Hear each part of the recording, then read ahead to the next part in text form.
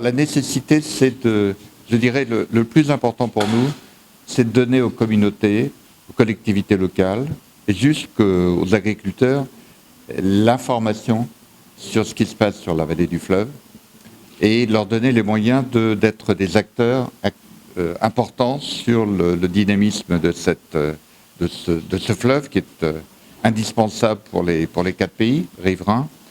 Leur donner les moyens d'agir, leur donner les moyens de produire des projets, de rechercher des financements. Et donc notre mission est d'accompagner en quelque sorte cette dynamique.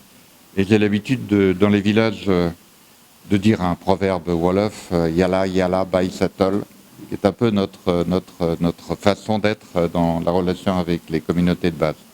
Je suis envoyé par l'agence de l'eau à Dour-Garonne, du coup, qui est un partenaire et un soutien de l'OMVS depuis 2002, date à laquelle avait été signée une première convention de partenariat qui, du coup, depuis a été renouvelée. La participation aux ateliers, le soutien aux ateliers par l'agence de l'eau à Dour-Garonne, elle se fait depuis le début, d'abord de manière plutôt technique, aujourd'hui de manière financière. Et c'est important pour nous systématiquement d'avoir l'un de nous qui s'y rend pour plusieurs raisons. Déjà parce qu'évidemment il y a la force du partenariat entre l'agence de l'eau et l'OMVS, un partenariat du coup qui est important puisqu'il s'inscrit déjà dans le temps long, et aussi parce que en plus de voir concrètement comment le travail entre les partenaires locaux avance, c'est aussi pour nous d'une certaine manière une fenêtre, un moyen de capitaliser sur ce qui marche ici et sur ce que nous pourrions éventuellement avoir besoin de travailler chez nous. Puisqu'on se rend compte en France qu'on a des problématiques qui sont communes avec le bassin du fleuve Sénégal, de plus en plus de sécheresse, réchauffement climatique, raréfaction de la ressource en eau, ce qui conduit d'ailleurs certaines collectivités du sud-ouest de la France à être encore approvisionnées par des camions citernes aujourd'hui, et ce depuis la grande sécheresse qu'on a eue l'année dernière, l'été dernier. Donc voilà, un partenariat qui pour nous est très important à tous les niveaux de notre organisation, et l'importance de pouvoir éventuellement travailler à faire émerger de nouveaux projets selon les besoins qui sont identifiés par les populations et leurs représentants. Ce matin donc nous avons présidé une rencontre organisée par le groupe Initiative Fleuve qui regroupe l'ensemble des acteurs et partenaires de l'organisation pour la mise en valeur du fleuve Sénégal, pour réfléchir sur la la problématique de la mise en œuvre d'une dynamique territoriale dans le cadre d'une gestion intégrée des ressources en eau du fleuve Sénégal. Comme vous le savez, le fleuve Sénégal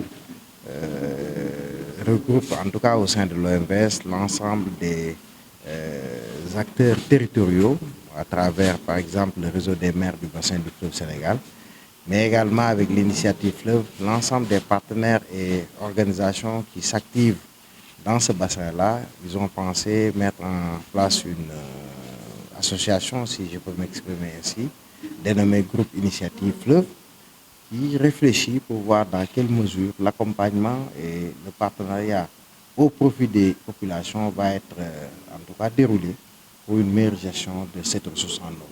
Comme vous le savez, l'eau est une ressource qui aujourd'hui à travers le monde a même en tout cas une caractéristique assez géopolitique. Elle est souvent, si les acteurs ne s'accordent pas sur les différentes utilisations de ces ressources, source de perturbations et même de guerre. On espère que cela restera dans d'autres contrées. En tout cas, ici, au niveau de nos pays que sont la Mauritanie, le Mali, le Sénégal et la Guinée, l'exemple a été montré que si les pays s'accordent sur l'essentiel, on devrait pouvoir utiliser cette ressource au grand bonheur des populations. Les États ont déjà fait un pas de géant à travers la réalisation des barrages que sont le barrage de Manantali, le barrage de Diaba, mais également les barrages de seconde génération qui sont le barrage de Felou et celui de Gouena.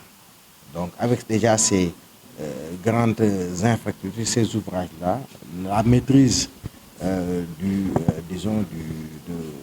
l'écoulement des eaux du fleuve est déjà de mise, même si jusqu'à présent plus d'une dizaine de mètres cubes d'eau sont encore, dizaines de milliards de mètres cubes d'eau sont encore jetés en mer. Aujourd'hui, donc, il s'agit tout simplement d'organiser les acteurs, surtout les acteurs territoriaux, mais également l'ensemble des partenaires, pour une gestion efficiente et efficace au grand bonheur des populations.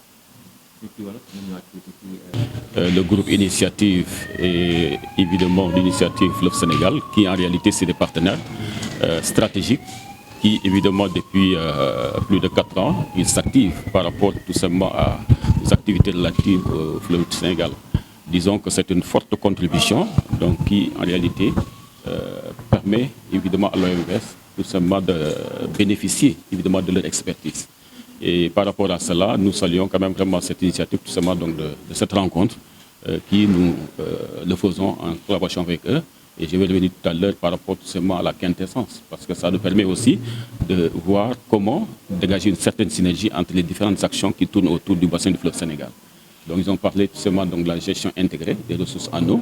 Et là, en réalité, nous avons donc un outil stratégique qui a été validé donc en 2023, qui constitue ce qu'on appelle le schéma directeur d'aménagement et de gestion des eaux au niveau donc, du bassin du fleuve Sénégal. C'est un outil qui, en réalité, toutes les autres initiatives, tous les projets, les programmes qui vont tourner autour, évidemment, donc, de ce bassin du fleuve Sénégal seront adossés à cet outil stratégique.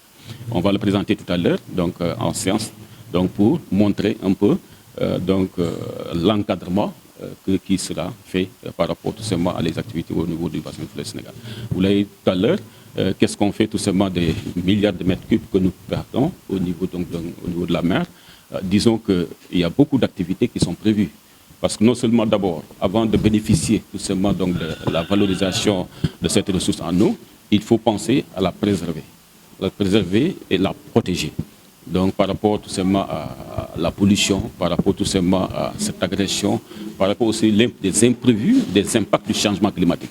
Tout ça, évidemment, donc l'outil stratégique va essayer tout simplement donc de dégager avec les acteurs comment, évidemment, prendre des actions qui pourraient régler ces problèmes à ce niveau-là. Alors disons qu'en dehors de ça, nous avons évidemment des actions multisectorielles. Ces actions multisectorielles, que ce soit l'agriculture, que ce soit le domaine hydroélectrique, hein, la navigation, toutes ces actions-là permettent tout simplement de faire bénéficier à ces populations. Évidemment, le président l'a dit tout à l'heure, l'intérêt évidemment de cette initiative, c'est d'accompagner, de former non seulement les populations dans les communautés de base, mais aussi des collectivités territoriales, qui en réalité aussi c'est des partenaires stratégiques au niveau donc, tout simplement des deux rives, que ce soit la rive au niveau du Sénégal, la Mauritanie, Mali, Guinée. Donc, toutes ces populations doivent évidemment bénéficier tout simplement donc, de ce qui est comme ressource par rapport à ce bassin du fleuve Sénégal.